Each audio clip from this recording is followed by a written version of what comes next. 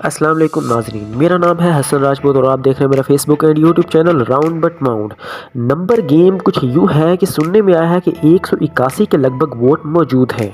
وزیر اعظم شہباز شریف کے پاس نون لیگ کے 85، پیپلز پارٹی کے 58، ایم ایم اے کے 15، ایم کیو ایم کے 7، این اے پی کا 1، بی این پی کے 4، باپ پارٹی کے 5، جمہوریہ وطن پارٹی کا 1 ووٹ۔ یہ آزاد ملا کر 181 ووٹ بنتے ہیں۔ 172 کا جادوئی ہنسا جو ان کو وزیر اعظم کی کرسی پر بٹھا سکتا ہے۔ اگر صدر عارف علوی ان سے اعتماد کا ووٹ لینے کا کہہ دے تو ان کو 172 ممبر شو کرنے ہوں گے۔ ناکامی کی صورت میں وہ ڈی سیٹ ہو جائیں گے، ڈی نوٹیفائی کی صورت میں وزیر اعظم نہیں رہیں گے۔ وزیر اعظم کی کرسی بچانے کے لیے انہیں ہر صورت میں 172 ممبر پورے کرنے ہی ہوں گے۔ اگر ایم کیو ایم ان سے علیحدہ ہوتی ہے تو بھی یہ ڈی نوٹیفائی ہو جائیں گے۔ اگر نہیں بھی ہوتی، جیسے کہ ایم کیو ایم کہہ رہی ہے کہ ہم جمہوریت کو بچائیں گے، تب بھی وہ ان کو مکمل بلیک میل کرنے کی پوزیشن میں آ جائے گی۔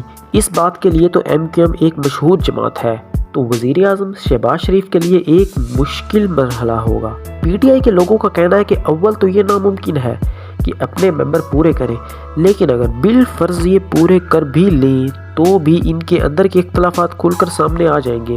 بقول پی ٹی آئی کہ ان سے تو ایک جماعت کاف لیگ ہی سنبھالی نہیں جا رہی، یہاں تو 14 پارٹیاں ہیں۔ مثال کے طور پر جعلی وزیر جو شہباز شریف کو الیکٹ کرنے کے لیے جیل سے باہر لایا گیا تھا، وہ آج تک جیل میں سڑ رہا ہے۔ 10 ماہ میں اس کی رہائی کا کوئی بندوبست نہیں کیا گیا۔ ان سے جو وعدے کیے گئے تھے وہ پورے نہیں ہوئے اور ابھی تک پابند سلاسل ہے۔ لگتا نہیں کہ وہ اس مرتبہ شہباز شریف کو ووٹ دیں گے۔ اس طرح محسن داوڑ وہ ووٹ دیں گے یا نہیں؟ اس طرح باپ پارٹی کے جو 5 ووٹ ہیں وہ دیں گے یا نہیں؟ جو کھل کر اپنے اختلافات کا اظہار قومی اسمبلی میں بھی کر چکے ہیں کہ ہمیں تو لایا گیا تھا، ہم تو آنا ہی نہیں چاہتے تھے، جتنا ہمیں عمران خان نے دے رہا تھا، جتنی عزت ہماری عمران خان کے ساتھ تھی اب نہیں ہے، وہ یہ سب باتیں کھل کر قومی اسمبلی کے فلور پر کر چکے ہیں۔ ان سب باتوں سے ہٹ کر ایک بہت ہی اہم بات یہ ہے کہ جب ڈاکٹر عارف علوی صاحب ووٹ آف نو کانفیڈنس مانگیں گے تو یہ تمام پارٹیاں کہاں کھڑی ہوں گی؟ کیونکہ اگر دوبارہ شہباز شریف کو ووٹ دیتے ہیں تو اس سے ظاہر ہوتا ہے کہ ان کی پالیسیوں کی ایک بار پھر حمایت کر رہے ہیں، اور اس وقت عوام ان سے پوچھنے میں حق بجانب ہوں گے کہ بے پناہ مہنگائی، بجلی کے بلوں میں 150 گنا اضافہ، گیس کی نرخوں میں اضافہ، پیٹرول میں 100% اضافہ، آٹے کا بحران جو 55 سے 130 روپے کلو پر چلا گیا ہے۔ عوام اپنے تمام نمائندوں سے پوچھے گی کہ گھی کی قیمتیں آسمان پر ہیں، دالوں کی قیمتیں، چاول 350 روپے کلو، سبزیاں، ٹماٹر، پیاز 250 روپے کلو، پھل غریب آدمی کی پہنچ سے دور، میڈیسن غریب آدمی کی پہنچ سے دور، روزمرہ کے بے پناہ چیزیں ہیں۔ اگر اب یہ پارٹیاں دوبارہ شہباز شریف کو ووٹ دیں گی تو پھر انہیں اپنے اپنے حلقوں میں ان تمام باتوں کو فیس کرنا پڑے گا۔ معیشت 9 ماہ سے تباہ حال ہے، فیکٹریاں بند، کاروبار زندگی ٹھپ، ڈالر کی اڑان، زر مبادلہ کے ذخائر ختم، یہ سب وہ حقائق ہیں جو عوام ان سے پوچھے گی۔ آج 2023 ہے، ہر نوجوان اس پر گہری نظر رکھے ہوئے ہے۔ آج ہر انسان کو پتہ ہے کہ پاکستان میں کیا ہو رہا ہے۔ اگر یہ تمام پارٹیاں شہباز شریف کو بیک کرتی ہیں تو سمجھ لو کہ وہ ان کی پالیسیوں کو بھی بیک کرتی ہیں۔ پہلے والی بات عوام پھر بھی قبول کر گئی، لیکن اب ان کی پالیسیوں کو دیکھتے ہوئے دوبارہ ووٹ دینا ان پارٹیوں کے لیے بہت مشکل ہوگا۔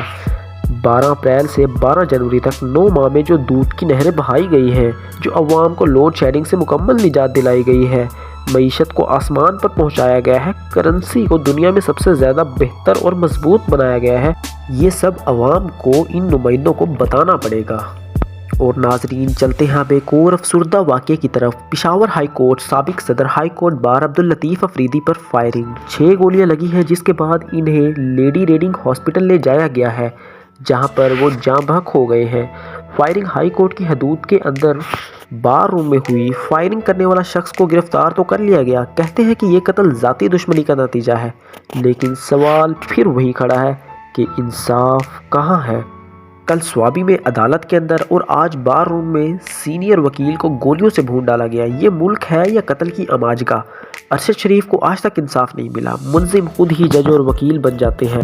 میں معزز جج صاحبان سے پوچھتا ہوں کہ یہ کیا ہو رہا ہے؟ ملک کے سیکیورٹی ادارے کہاں پر ہیں؟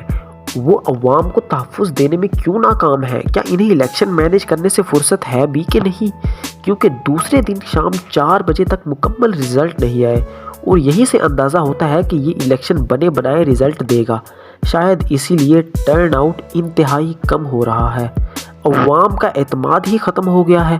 ایک پارٹی کو مائنس کرتے کرتے آپ نے ملک کا یہ حال کر دیا ہے۔ خدا کے لیے ہر ادارہ اپنے اپنے اختیارات کو سمجھے، ایسا نہ ہو کہ بہت دیر ہو جائے، پھر نہ ملک رہے گا، نہ ادارے رہیں گے، اور نہ ہی عوام رہے گی۔ ملتے ہیں اگلی ویڈیو میں، تب تک کے لیے خدا حافظ۔